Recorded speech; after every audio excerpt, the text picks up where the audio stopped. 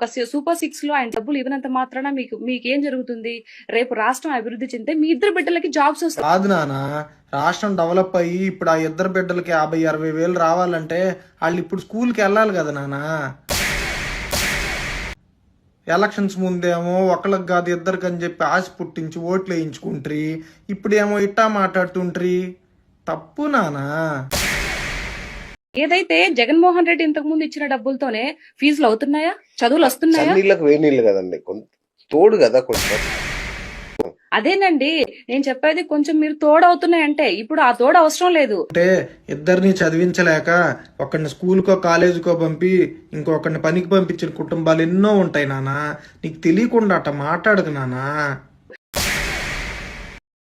ఈ నవరత్నాలు పెట్టక ముందు పరిస్థితి ఏంటి? మీరు చదువుకోలేదా? మీ అమ్మ మీ నాన్నలు నన్ను చదివించలేదా? నానా కామెడీలు చేసావంటే కొట్టేస్తా నిన్ను. నన్ను చదివించలేదా అంటున్నావు, మరి ఉద్యోగం చేయకుండా అని ఇన్స్టాగ్రామ్ లో రీల్స్ ఎందుకు చేస్తున్నావు నానా?